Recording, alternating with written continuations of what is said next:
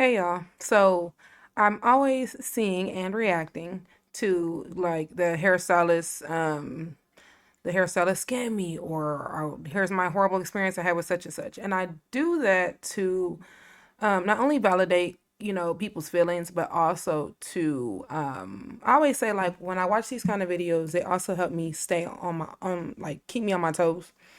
And I do these videos in an attempt or an effort to like bridge the gap between clients and hairstylists because there's over time has become this really weird rift and divide, and it's human nature to worry about yourself, but I feel like a large disconnect is the fact that we are just no longer considerate of each other. So this particular video, this is a hairstylist rant video, and just show the other side. Because a lot of the time, I know that when we speak about our experiences, we either get clients that go, "Oh my God, I can't believe you went through that," or "Nobody would do this," or "People really do this and that," and it's just like, yes, actually, they do. I want to say that this is not the purpose of this video is not to complain. If I do have a similar or have had a similar experience, I definitely will speak on it.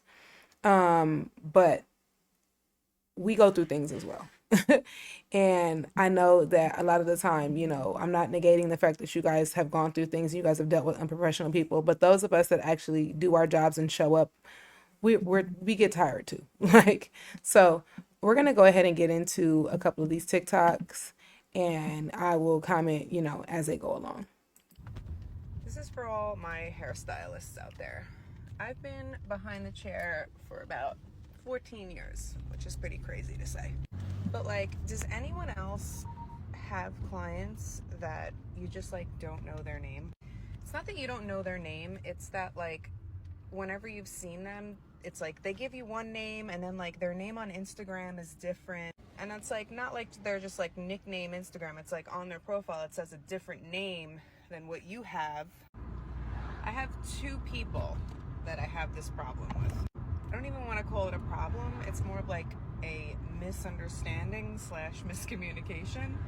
And I feel like too much time has passed for me to be like, oh, hey, what's your name again? So I just stick with girl. Hey, girl. Hey, love. Mm-hmm. Okay. I do that. So, hairstylist here. And, I'm just going to talk about it. Okay.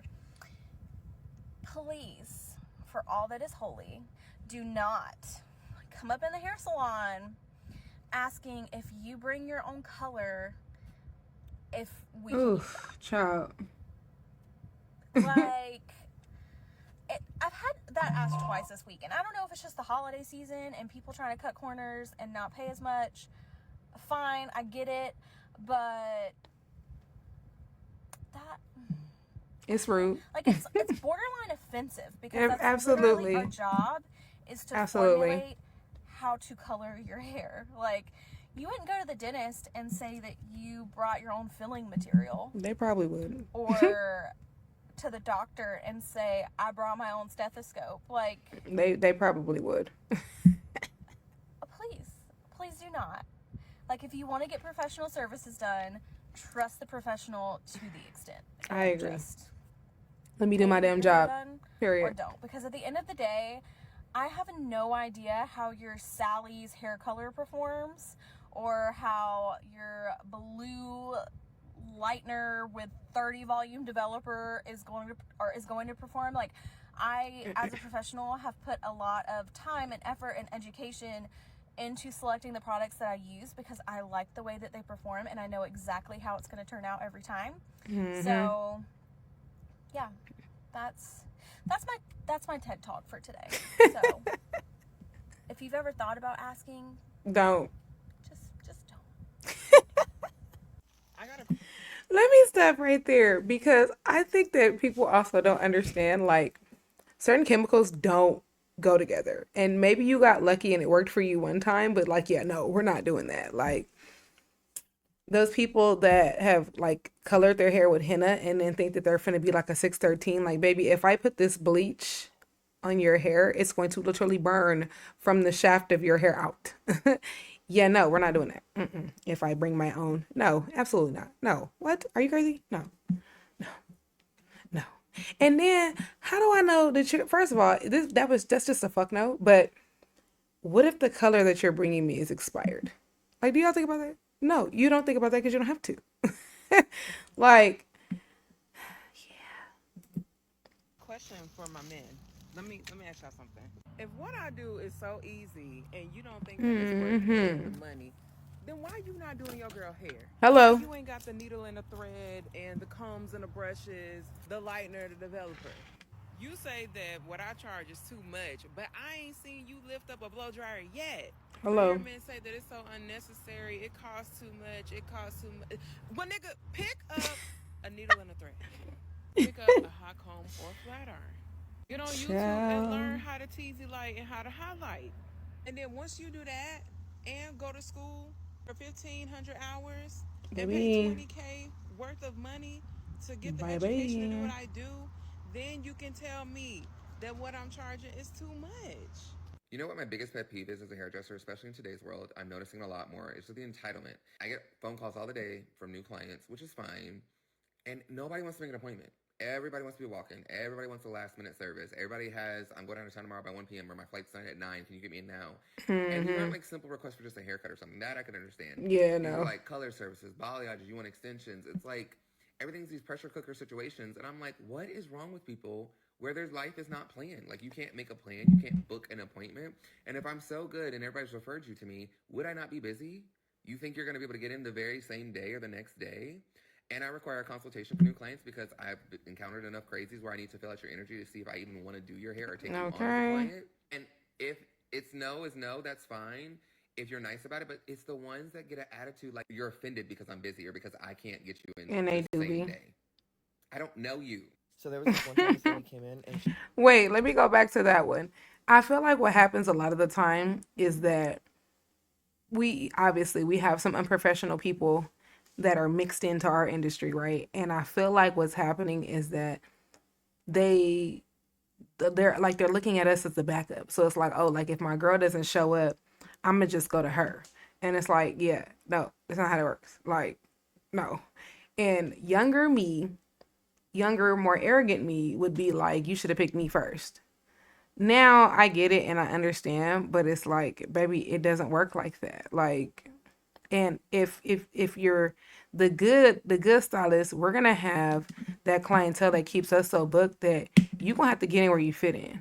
And it's not even coming from like a a cocky place. It's literally just coming from a place of like when you stick to your person, that's who you go to. You don't go anywhere else. I get this a lot with the chair hoppers. So like if you go look on their page, they've had like 12 different people do their hair in like the past 3 months. Like, yeah, no, like I'm not mad at you. You got to get it how you live, homegirl. But at the same time, like I'm not going to be the hairstylist for you because you actually have to book an appointment and wait. Like, I don't, last minute doesn't work for me.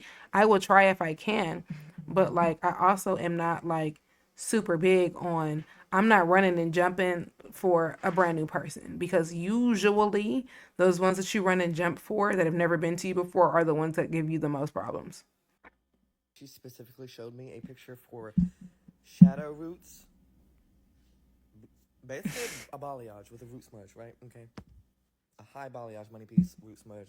You know the word, okay? That's what she wanted. I give her this. I give her this. It looks amazing. Everybody in the salon, oh my god, it looks so cool, right? Cool.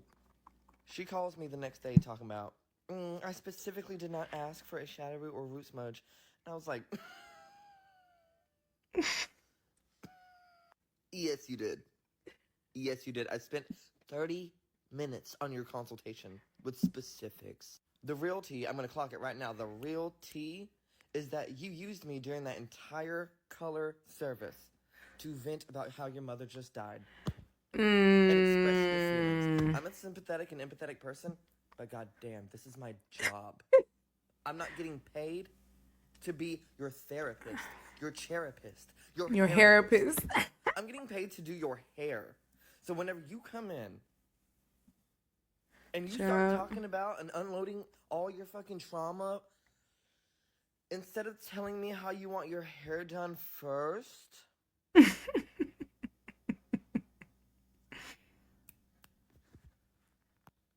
genuinely, Explain to me, like I'm a fucking toddler, I'm how I'm supposed to, supposed to oh deal with God. you. Because in my mind, Woo, I'm child. like, oh, well, you're going through something traumatic. Did you want to maybe wait to get your hair No, done they don't want to whenever wait. you're at a better place in your head? Of Because course I'm not. not feeling comfortable. Whenever I straight up say, please don't trauma, I straight up say this to you, please don't trauma dump on me today. Mm, My personal brain and life cannot handle any more trauma. So let's focus on your hair because that makes me and you happy. Right? That sounds so. period. Why wouldn't you want that? But instead, you say, I don't care if you want to hear about it. You're going to hear about it today. Oh. And then start just word vomiting all your fucking trauma to me while I'm at work. That's not my job. And I will stand up for any hairstylist Oh, and I bless will it. die on this hill. Bless it. Hairstylists come at me. It's not our job to regulate the emotions of our clients. It's not. It's our job to make them feel True. good, make them feel pretty and Period. better and able to represent their image the way they look on the outside to the public. But I'm not trying to work on the inside of your brain. I'm trying to work on the outside of your brain, which is your hair. But my point is, this lady who came in with the shadow roots and everything, she just wanted me to redo her hair with a totally different idea just so she can get a free therapy session. Okay, call it what it is. Goodbye. No shade when I say RIP to your mama and RIP to you as a client. Oh, period, poo. Wait. I felt that in my spirit. Like, technically, we're not your therapist. I love to listen to my clients. I do. I feel like, especially as women of color specifically, we don't always have a safe space, so we have to create one for each other. So that part doesn't bother me, but yes, most definitely. Like, you can tell when clients come in and they're not really like on their toes like they normally would be. So, for instance, you may get that client and they just tell you the whole appointment how exhausted they are, and then okay, well, I'm gonna let you sleep. I'm a stylist that's not bothered by clients sleeping in my chair. However, I want to make sure that I fully understand what it is that I'm doing, because the last thing I need is for you to fall asleep or you to keep using you being sleepy as an excuse to not thoroughly help me understand what it is that you need from me today. So I totally get that. I am also, like I said, I personally, it doesn't bother me. I have learned over time how not to carry those things. But I've heard a lot of people say that, like, I can't deal with the clients trauma dumping on me. Now, let me tell you what does grind my gears. You can vent to me. You can tell me what's going on in your life. You can tell me about the same nigga 12 times. I swear to God, safe place. You go ahead and do that.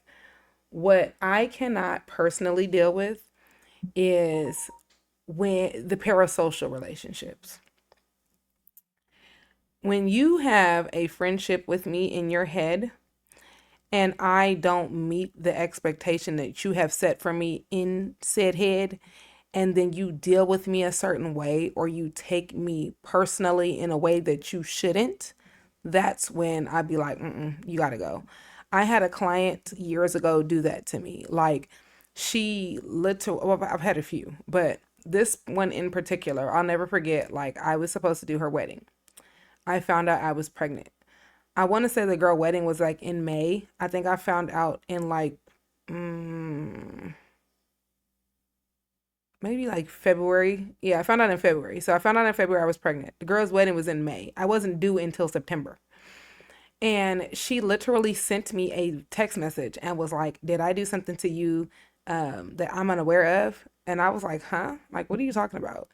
And she was like, "Well, you went and got pregnant, and I'm supposed to be getting married in May, and you were supposed to be doing my wedding." And I was just like, "Okay, I never told you that I couldn't do your wedding.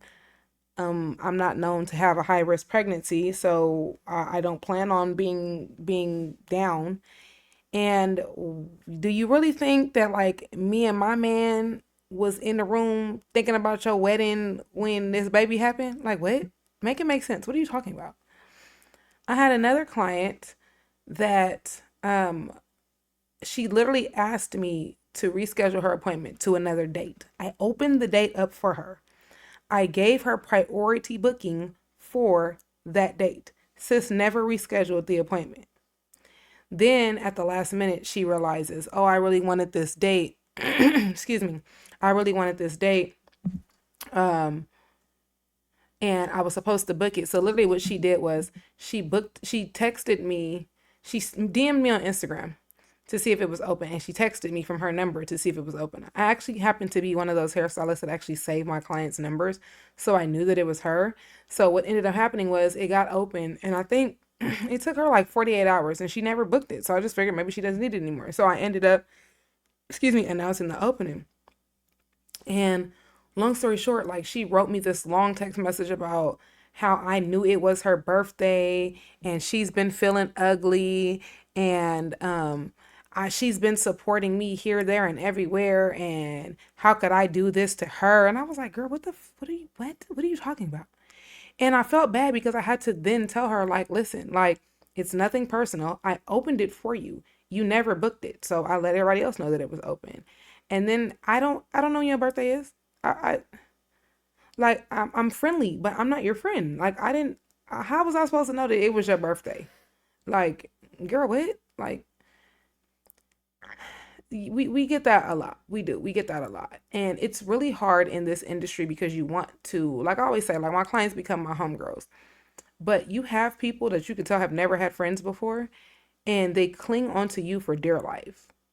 But like, you have people that will come sit in your chair and this is their first time meeting you, and they'll be on the phone like, yeah, I'm with the homegirl right now getting my hair done. Or the ones that get in your chair and they ask you like all the personal questions, and you're just like, I don't really know you well enough for you to be asking me these things. So I totally get it. It's definitely like setting boundaries and not feeling bad when they feel a way about you setting the boundaries with them, for sure.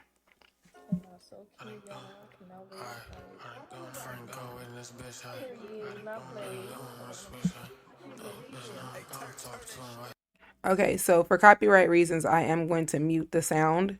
But in a nutshell, there's a stylist out here, and she did this girl hair. And as she was doing the girl's hair or getting the videos of the girl's hair, the girl thought she was slick and tried to dip out. But it's just background music. It's not a story time or anything. So I'm gonna go ahead and play it, but I'm gonna play it with the sound off because I don't want no problems.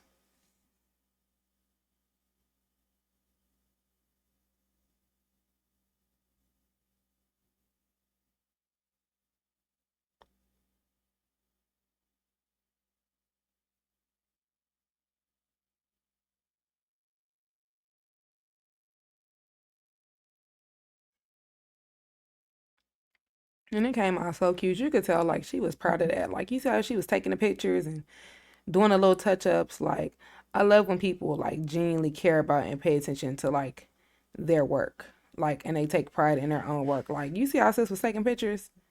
She was proud of that. And it was cute. Now watch this. Watch. Watch this hoe. Watch this. Like, girl, what we doing? And the fact that she had to run after her, like, bro, this happens more often than you know. Like, people really be trying to run off on a plug, and it's so fucking disgusting. Like, if you don't want to pay, do it yourself. If you can't pay, then wait till you can. Like, that shit is just, ugh. Oh my gosh, you're a hairstylist? That must be so much fun. Let me tell you what's not fun. No-shows. Unrealistic expectations. Mm-hmm. When Karen down the street doesn't think you're worth $40 for a haircut. Well, we are on the internet. When someone comes in with black box color and they think you're gonna make them blonde in one What I sitting. say? What I say? When someone shows up 10 minutes late with Starbies in your hand but doesn't bring you one. When there's price increases all over the world, but you're expected not to have one. Yep. How about when you're at a family gathering and everyone wants to know if you brought your scissors? Yep. People think that you do this just for fun, not to support your family. I love when the client thinks they know more than me when it comes to doing their hair. All jokes aside, I do love this career, and I'm not going anywhere. That was cute. I love what I do, but I definitely can attest to that. Like this whole idea of internet bashing service providers and then telling us what we're not worth is very disheartening. Like I had to learn how to disconnect from that part of the internet and not take it personal, because we have to remember, like, we know what we put into our industry. I always say, like, one thing that I no longer do is explain my worth. You either see it or you don't.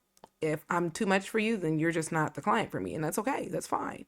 You know, all due respect to the DIY girlies, but it does get difficult sometimes. It does get frustrating.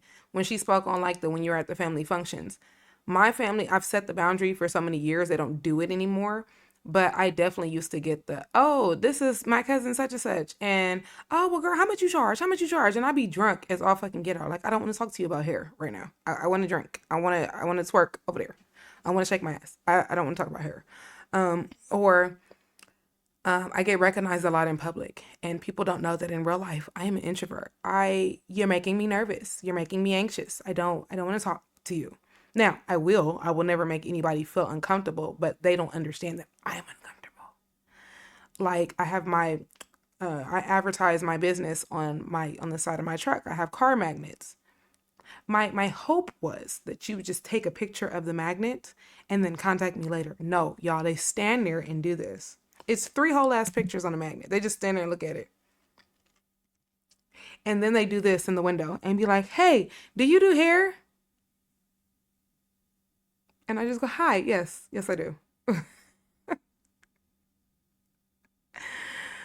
Like, bruh, I be in Walmart and they be like, oh, you're upayislay. Like, how much you charge for some box braids? And I be like, here's my card. I'm just trying to buy dinner. Like, I'm so happy to meet you, but I gotta go. So when I tell you I understand, baby, I understand. Like, I totally agree with what she's saying. I really love my industry. I do. I don't plan on going anywhere, at least completely. But yeah, it definitely becomes a lot. So this video was gonna be kind of long because I have a lot to say. So disclaimer: my name is Sana. I have my own hair business and I'm a licensed cosmetologist. Licensed cosmetologist. Now I've been licensed for about a week now, and Period. I Go can on, say girl. now that it's so much stuff that I've been noticing. For one, I encourage all the hairstylists, whatever, charge what you're worth. Please Mm-hmm. charge what you are worth. Don't let Mm-hmm. what somebody think your prices should be or somebody think about your prices. None of that. Do not let that determine what your work is worth. Now, when I say charge your Period. worth, I don't mean if you do half-ass work, charge expensive prices. I Hello. don't mean that. Make it I make mean sense. I charge agree. what you feel like you are worth and what you deserve. Because as a hairstylist, and I provide hair for my clients, but you will literally go broke or not make as much profit as you could trying to Mm-hmm. appeal to people who don't need to be getting serviced by you. And when I say that, I mean like if Period. my 150 is too much for you, Period. you don't need to be my client. Period. What I I've say? been a fan of the whole affordable prices so people can come to you. No. No. Honestly, I believe if you You just will do your literally work, kill know yourself for less. invest in No. yourself, believe in yourself, you can never go wrong. Period. Stylists, nail techs, barbers, charge what. So if people can't Period. respect like the time you put into this, like your Yeah, passion, then they need and to just move like around. pay Period. you what you're worth, they're not meant to be your client. Period. That was my rant for today. Let's talk about it. Period. I'm actually a licensed cosmetologist in the state of Georgia, but I'm actually kind of going through right now because I'm in the season. I don't know if I truly want to do hair anymore and be a hairstylist. And this is not because y'all out here bashing hairstylists. Just want to clear the air out. My baby. I currently live in Houston, Texas. I don't know if I want to do hair out here. I don't wake up every day excited to do hair. I always like to say, if you do what you love, you won't wake up and go to work, baby. I'm trying to be in that mode. Like, I'm not trying to wake up and go to work. I'm trying to wake up and do what I love. I be looking, I'm like, oh, I kind of miss doing hair, or oh, I want to do this, but I truly believe here's something I want to do like part-time. So I think I'm gonna stick I understand to it. that. For sure, yeah. That's a slight yes. And it used to be my passion, and I truly, this is why they say don't turn all your hobbies into like, you know, I agree. I think because then you eventually lose it. Because when I was in high school, I loved hair. Loved hair. I had damage hair. That was me. On the healthy hair journey, like reverse my hair damage, everything. If you ask anybody who was in high school, they know. I used to be in school like telling other girls that their hair was damaged. I was giving them like treatments to go home and do to get their hair back right, and they would come back the next day and tell me like, I went home to it and you did what you told me to do and it worked. And I was like, I know. But I really did be like that. I used to be like, okay girl, like, don't do it. I knew it was gonna work. I could tell. I know I did it on myself, so I knew I could like show other people how to do it. I was in class and they started paying attention, baby. I was doing hair. God really has his hands on me right now.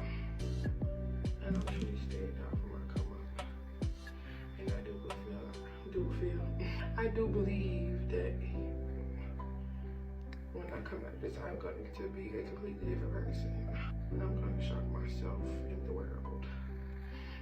So like at this point, at first I was rushing the process, but now I'm just chilling right now. Because now I'm in the season of preparation. I don't know what's coming, but I'm getting ready for it. Like, there's that. Shout out to all the hairstylists out here. Shout out to the people who's going through a season of transformation, transition, waiting. That waiting season be something serious. I'm in the waiting season right now as well. Cause I don't know what time or what day. I'm in the waiting season too. I'm just holding it down.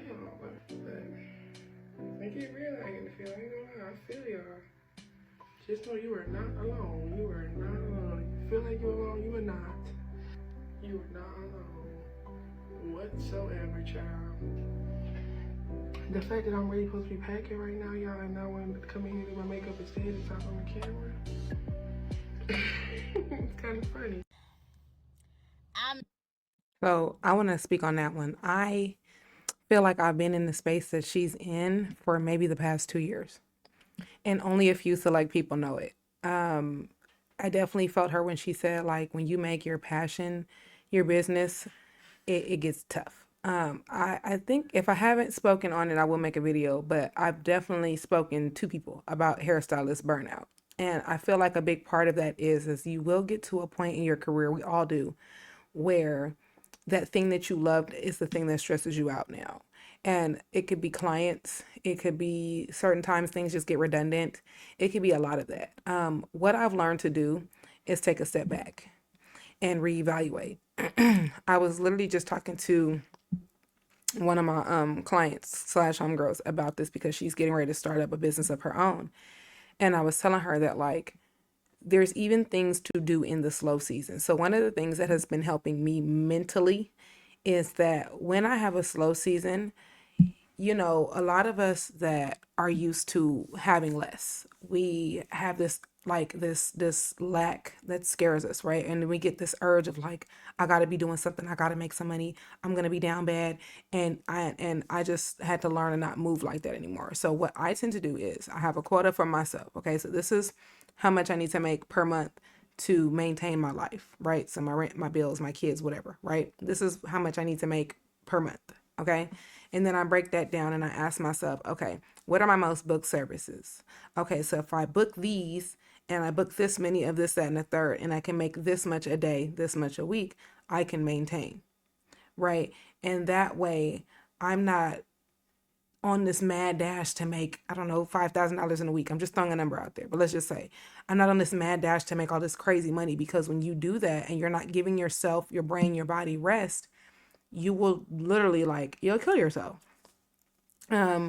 And when she's saying, like, I'm in Houston, I have no desire to do hair, part of that probably is the client acquisition right now. And then you're in a new space that you're not from, and these people don't trust you, because I went through that before as well. And it can be nerve-wracking. Another thing that can help with stylist burnout is keep your off days. Your off days are your off days for a reason. You designated those to yourself for a reason. Like, yes, there are clients that I really rock with and they've been down with me and they've sold into my business. and I will look out for them. But a lot of them don't ask me to work on my off day. If they do, it's literally because they have something going on or something important. And I know about it ahead of time. I've already agreed to it. So what I will do is, let's say that it's a really close client of mine. And I say, okay, you know what? I normally don't work on Saturdays, but I'm going to do her hair on this Saturday. Then I won't work that Sunday. So if I schedule a Saturday, I keep the Sunday off. So I'm still giving myself an off day. Every single time I have worked on an off day, every single time that I've added an extra day to my schedule, I'm burnt out. I'm burnt out. I'm somebody's mom. I'm somebody's wife. I have a whole household to run. There's other things going on in my life. And those things already take a lot out of me. So then I'm going to go ahead and put more on myself. Like, no, why would you do that to yourself? So that has a lot to do with it. She said that it's not about people on the internet. Like I said before, I definitely fell down that rabbit hole before, and that did discourage me, especially because I had certain people around me telling me, oh, I would never pay this for this. And it's just like, you have to look at it and say, okay, well, that person wasn't sitting in my chair when I was charging the price that they're trying to pay now. So I've had to learn how not to take those kind of things personal. But in the slow season, that's when I put more into other interests. Like, I really enjoy talking to y'all. I really enjoy this part of content creation. And so when I do have a slow season, that is when I put time into that. So that is what I've started to do. And then when I do find myself in a state of burnout, because I don't know how to sit the fuck down somewhere, I will literally, like I said, I'll just find the things that are fun to me. So sometimes turning on some music and deep cleaning my house is soothing to me. So I'm still doing something, and I'm still doing something productive, but it may not be the thing that I don't feel like doing right now. So that's a big thing as well. Excuse me. So I totally get that. I'm in and have been in that same place. I'm still currently in that place. And I told God that, like, I'm ready to just do hair part-time. I don't want to feel like I have to be on my feet 40 hours a week anymore. But I'm trusting the process, and I'm letting God do what God do. So I totally understand that. Not like, it's hard for me to promote my brand outside of social media. If I look like I'm irritated, I am, because I don't like that shit. Like, stop deleting my videos. So what I was saying was, my biggest issue right now with being a beginner stylist and somebody that's trying to launch their own, like, hair shit, their own hair. And I'm talking fucking wig bands, wigs, clip-ins, wigs. Oh, I already said that. Frontals, closures, flat-ons, everything. Fuck it. We gonna do everything. Okay, so, but my issue with that is, like, I'm so used to just posting my clips and just going ahead, reaching my audience, that, like, when it be, like, time to talk in person, I'd be like, oh, shit, like, the fuck? Like, whoa.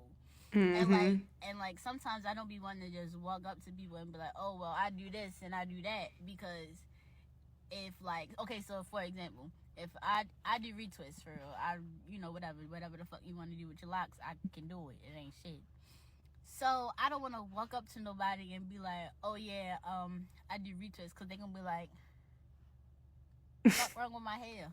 What's wrong with it? Why I need to, like, I don't want nobody to ever take it like I'm insulting them, because I can understand like that. Real, yeah. You don't know when people being funny, and I don't want nobody to think I'm trying to be funny. I can totally understand that. Funny, I'm trying to be dead ass. I'm trying to get some, some more clientele. It's still like, I don't want to be weird about it, I guess. I don't fucking know. That's my issue. I don't know how to promote myself outside of social media in real life. Okay. And they be like, all right, whatever, the shit speak for itself, but how the fuck is it gonna speak for itself if the people not coming to come get it so it can talk? What about that? Nobody thought about that. Nobody thought about that one. But all right. Y'all, okay, first of all, she was cute as hell. Excuse the cap cut thing. I be forgetting to take that out of there. Whatever. Y'all be all right. So, I love that this is being brought up, because I consider myself to be pretty old school. I am a 90s baby. I'm 34. And so I feel like my generation has a small bit of an advantage when it comes to this very thing, because we grew up while in the internet and social media was becoming a thing. We were the creators and whatnot. So first and foremost, I will never forget when I used to promote my business on MySpace, Black Planet, then eventually Facebook and Twitter. And people used to make fun of me. I remember being told that my business clearly was doing bad because I had to use social media to promote it. Now look, okay. So Big Soldier was the first person promoting her hair business on social media. No, but seriously. So here's a few pieces of advice if you are in this situation. Social media is a great tool, but it should not be your only tool. So ways that you can get your business out without feeling like you don't want to walk up and talk to people from a person that does not like to walk up and talk to people. Okay. So, she's obviously in a car, so she has a car. Get car magnets, put them on your car. Put pictures of your work. Let me see if I could pull up what my car magnets look like real quick. And you can do this on Canva. So I designed my car magnets on Canva, and then I had them made on Vistaprint. And Vistaprint, the best time to do anything through Vistaprint is for Black Friday. I was just talking to somebody about this. Like, take advantage. Black Friday, don't buy no bullshit, sow into your business. I'm going to sound like one of those people during the pandemic that was trying to tell us what not to do with our money. So you can get car magnets and put them on your car. You can get t-shirts, put your business on your shirt. You can ask those around you, like if you have like a guy friend or something that gets his locks done, you can ask him to give out business cards.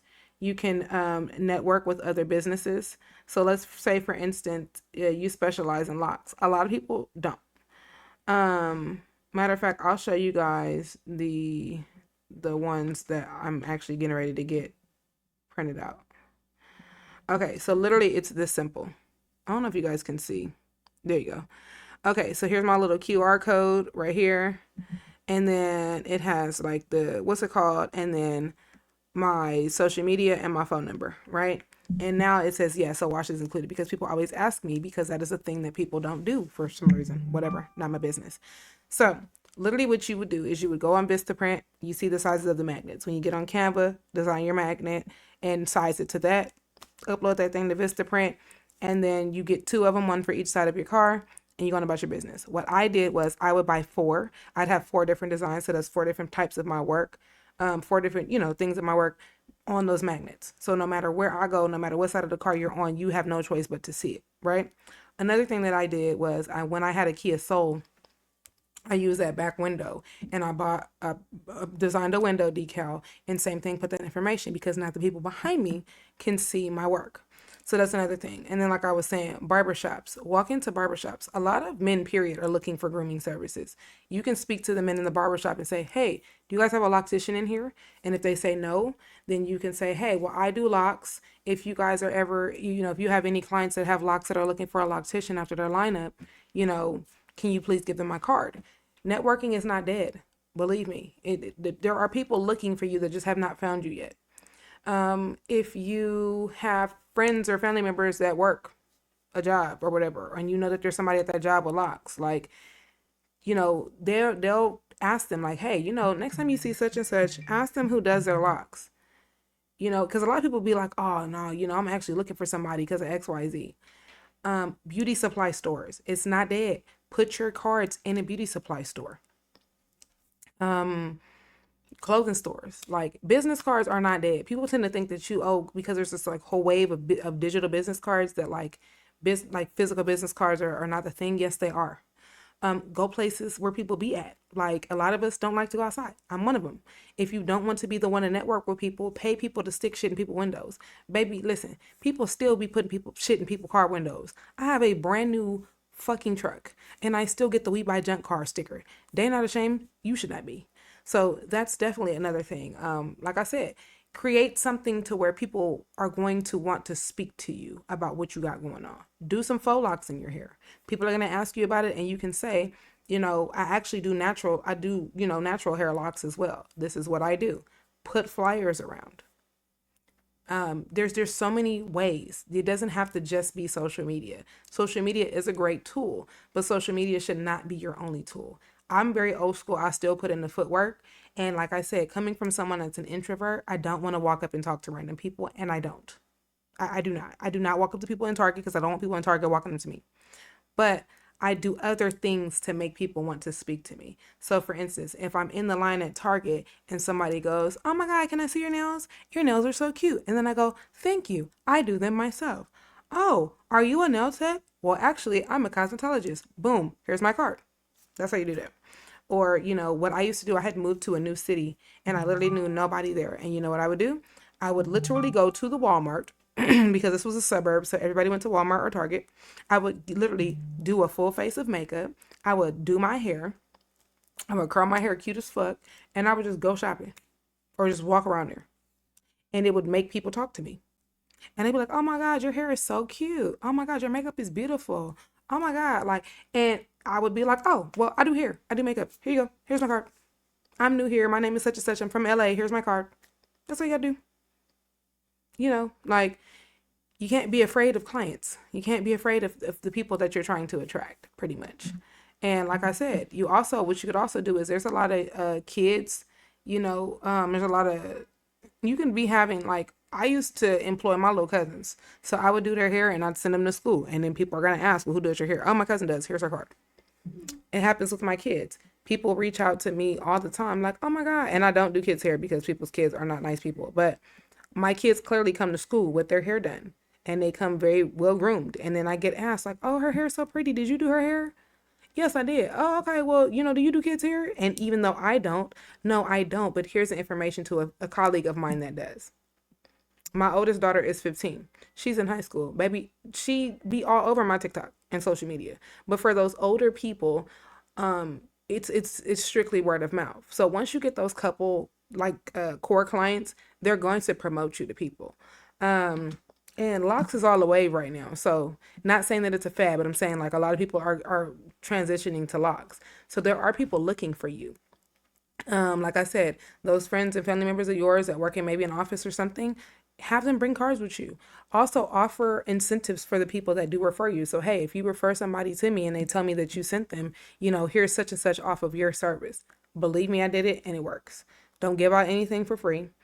You don't have to do that. A lot of the time you'll do things for promo and those people don't even promote you, tag you, say nothing. They just get free stuff out of you. But I have to go get the kids.